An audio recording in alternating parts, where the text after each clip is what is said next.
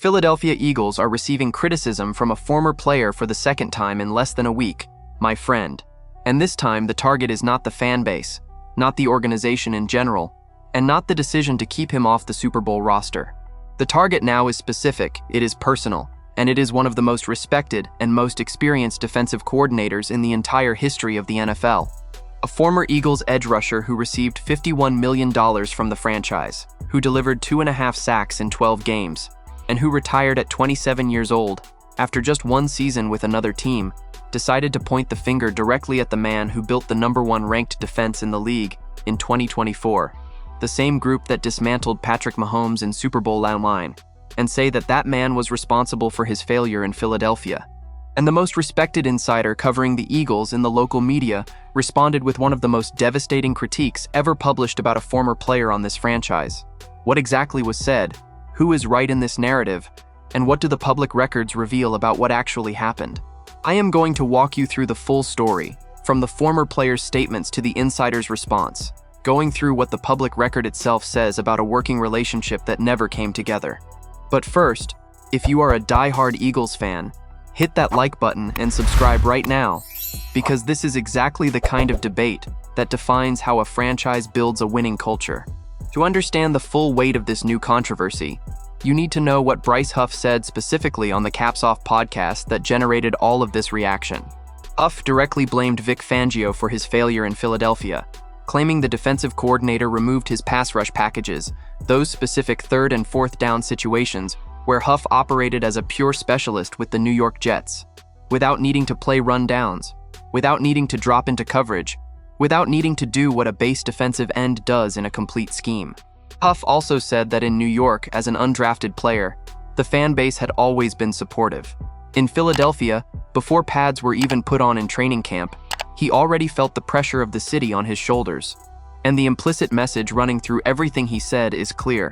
Fangio did not use him correctly, and that was the cause of the failure. Jimmy Kempski of Philly Voice, one of the most respected and most informed reporters covering the Eagles in the local media, read those statements and responded with an analysis that leaves no room for interpretation. Kempski acknowledged that Huff was not used in a way that highlighted his very limited skill set. But he went further. He said Fangio was absolutely correct to identify Huff as a player with serious flaws, and that no defensive coordinator of Fangio's caliber would ever redesign his entire scheme for a one-dimensional player. And then came the harshest line. Huff was not just a bad player for the Eagles. His effort, in Kempski's own words, was disappointing enough that Philly Voice had already written at the time that he was unplayable after just 2 games. To understand why Kempski's critique carries so much weight, you need to revisit what actually happened during the 2024 training camp, and the public record is clear. On July 25, 2024, during a press conference, Vic Fangio was asked directly about Bryce Huff. The question acknowledged that Huff had been essentially a pass rush specialist with the Jets, and asked why the Eagles believed he could play on base downs. Fangio's answer was honest and revealing. The coordinator said he believed Huff had the talent to do the job, but admitted that at that moment he was clearly not ready for that role, and that it was something new for him, because neither in college nor with the Jets had that role ever been required of him. It was a work in progress, Fangio said.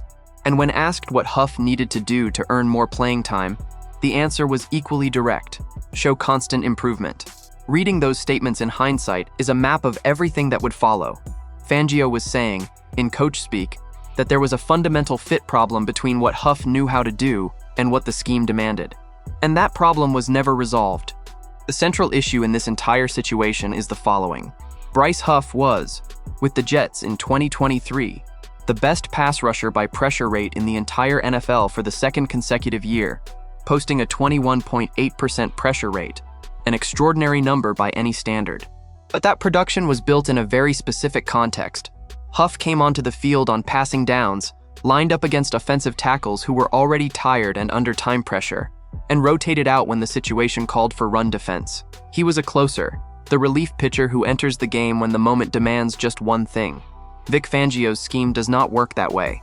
Fangio built over 4 decades a defensive philosophy that demands edge players be complete, that they play against the run, that they drop into coverage when needed, that they be threats across multiple down types without depending on specialized situations to produce. Huff had never been trained for that role. Not at Memphis, where he went undrafted. Not with the Jets, where Robert Saleh used him exactly as a specialist. And when Fangio tried to expand his role, the result was a player who simply did not have the tools to meet the demand. In Week 3 of the 2024 season, against the New Orleans Saints, Huff played just 18 snaps, his season low, and accumulated 0 tackles, 0 pressures, and 0 quarterback hits across 3 games. He was a $51 million player who had become invisible. What needs to be said clearly is the following. Huff blaming Fangio for removing his pass rush packages is a reversal of reality that the facts simply do not support. The packages were reduced because he was not producing in them.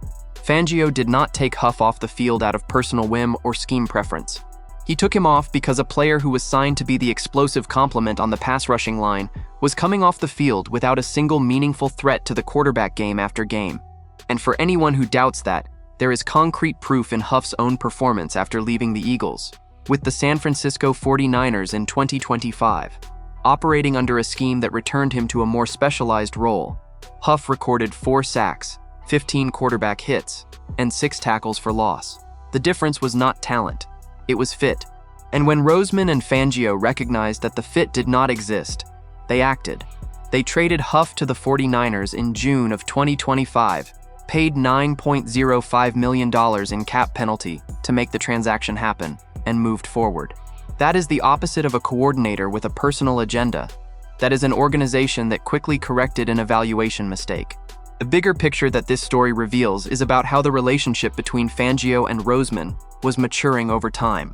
In 2024, Fangio was the new person in the building, 40 years of experience, but still learning what Roseman had on the roster and what it was reasonable to ask for.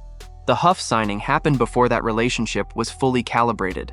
1 year later, when Roseman and Fangio selected Jihad Campbell with the 31st overall pick in the 2025 draft, a versatile linebacker with exactly the athleticism profile and completeness that Fangio looks for, the coordinator was photographed embracing the general manager in the draft room. That image says more about the state of that partnership than any official statement ever could. And the defense that alignment produced in 2024, number 1 overall in the NFL, best in yards allowed, second in points allowed, was built without any meaningful contribution from Bryce Huff. With the 2024 training camp facts on record, with Jimmy Kempski's devastating analysis in print, and with Huff's own numbers for the Eagles sitting on the table, the question left for you, Eagles fan, is direct.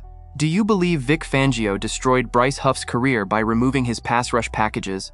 Or is Kempski's analysis correct when he says Huff was a one-dimensional player who simply did not have the complete level of play that Fangio's scheme demands? Drop your opinion in the comments. Do not forget to hit that like button and subscribe to the channel. I will be back later to keep you updated with the latest Eagles news.